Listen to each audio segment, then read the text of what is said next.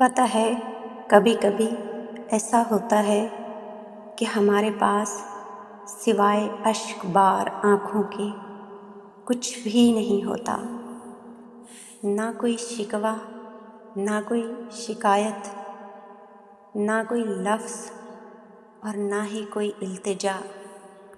بس اگر ہوتے ہیں تو فقط خالی ہاتھ اور آنسوؤں کا ایک سمندر اور بھیگی پلکیں۔ یہ وہ وقت ہوتا ہے جب دل اپنے رب سے بہت کچھ کہنا چاہتا ہے، لیکن یہ بات سمجھ سے باہر ہوتی ہے کہ کہا جائے تو کیسے کہا جائے تو اپنے رب سے کیا کہا جائے۔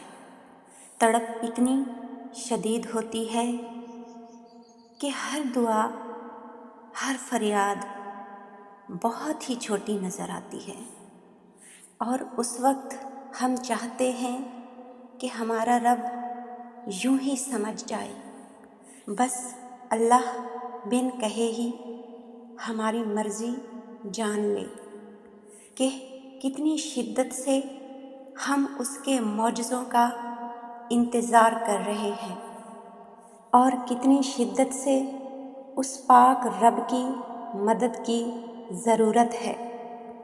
اور یقیناً آپ کو بھی ایسا ہی محسوس ہوتا ہوگا، آپ بھی اسی کیفیت سے گزر رہے ہوں گے۔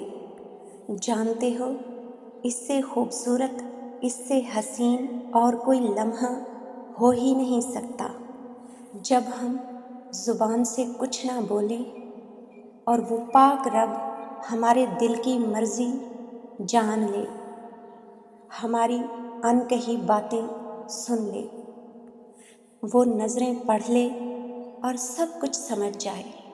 وہ نظریں جہاں فقط آنسو لب کشا ہوتے ہیں۔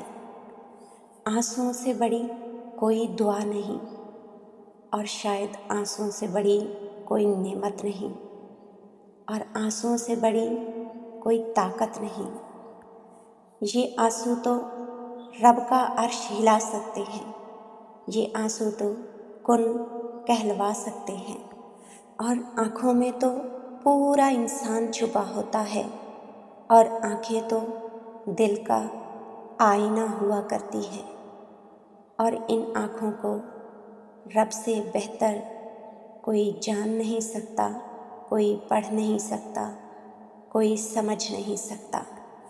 پرکشش ہوتی ہیں وہ آنکھیں جن کے دلوں میں رب رہا کرتا ہے، اور اس قدر کشش ہوتی ہے کہ وہ آنکھیں روتے ہوئے بھی مسکراتی ہیں، کیونکہ وہ جانتی ہیں اللہ سن رہا ہے آنسوؤں کی زبان۔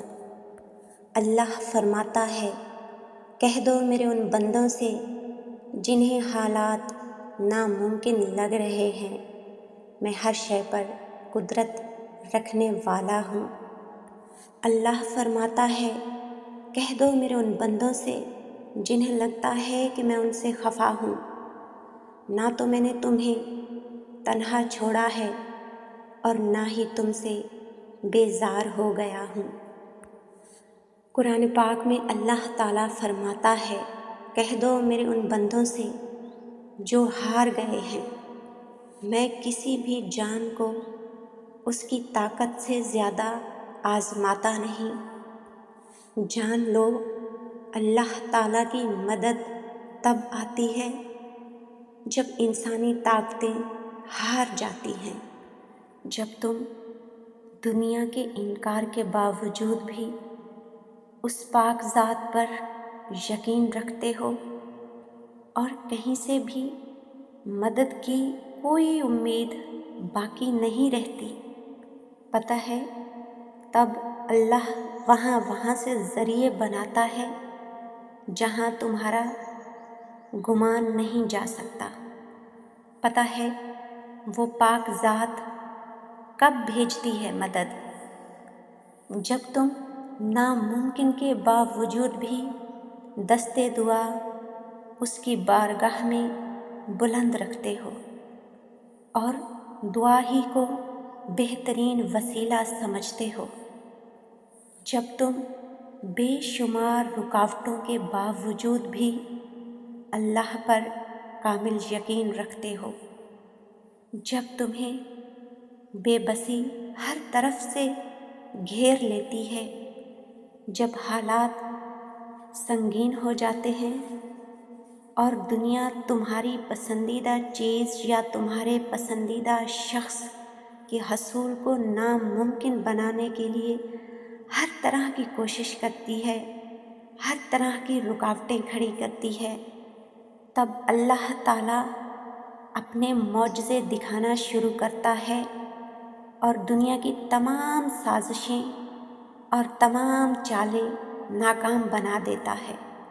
جانتے ہو معجزے اپنا وجود رکھتے ہیں اور معجزوں کا ایک خاص وقت ہوا کرتا ہے۔ اگر معجزے نہ ہوتے تو ہم اپنے نصیب کو بدلنے کی کبھی کوشش بھی نہ کرتے۔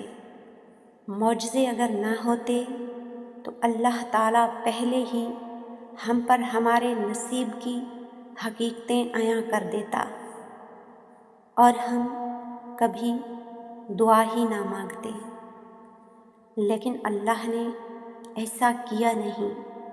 اللہ پاک نے تو ہمارے لیے دعائیں بنا ڈالی تاکہ وہ پاک رب ناممکنات کو ممکنات میں بدلے اور اپنے خاص کرم سے معجزے دکھائے۔ غلط لوگوں کا چناؤ، غلط لوگوں کی چاہت، غلط لوگوں کی محبت تمہیں اللہ پاک کی محبت تک لے جانے کا ذریعہ ہے، اور جب تم اللہ کی محبت تک رسائی حاصل کر لیتے ہو تب اللہ تعالیٰ تمہیں نوازتا ہے اس انسان سے جس سے وہ بے پناہ محبت کرتا ہے، اور اس پاک ذات کا انتخاب، اس پاک ذات کی پسند کبھی معمولی یا عام نہیں ہو سکتی۔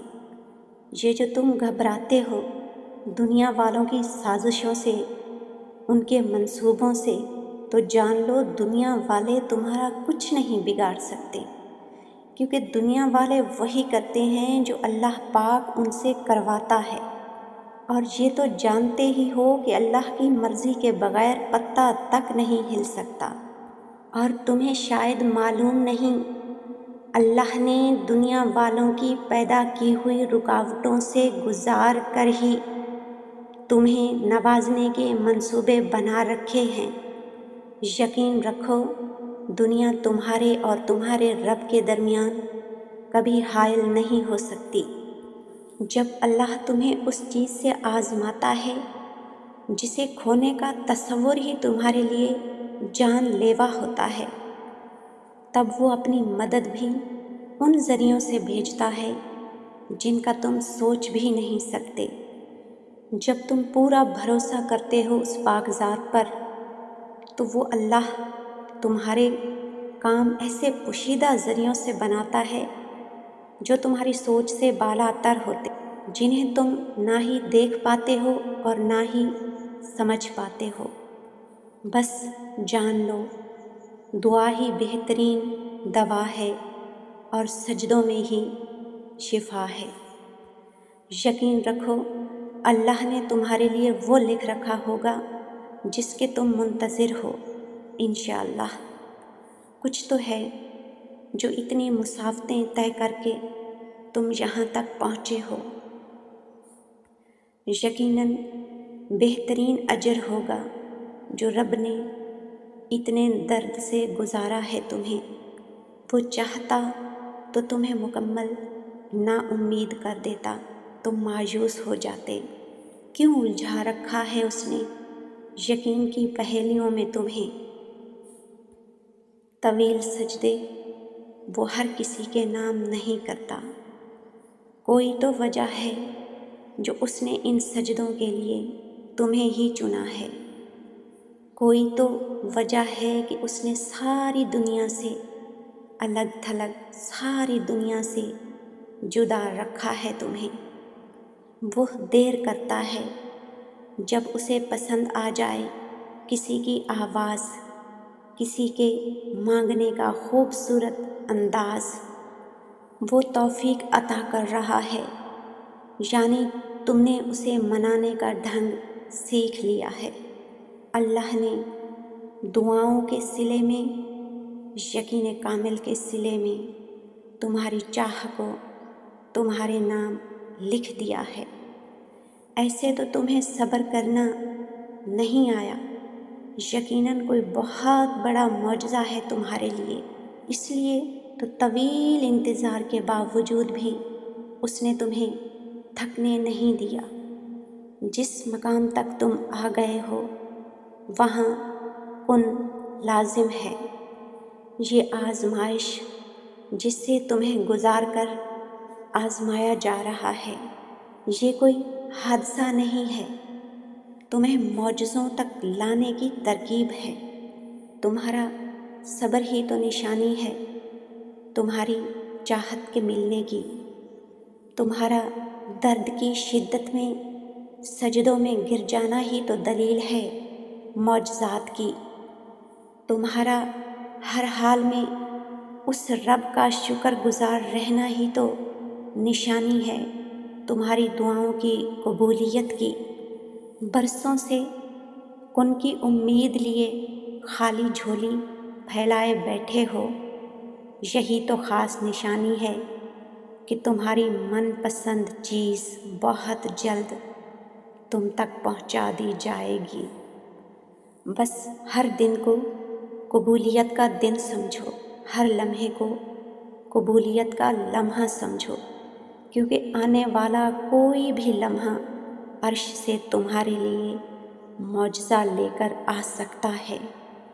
اور اس یقین کے ساتھ اللہ سے دعا مانگو کہ تمہاری من پسند چیز فقط ایک لمحے کی دوری پر ہے، پھر انشاءاللہ اگلا لمحہ قبولیت کا لمحہ ہی ہوگا۔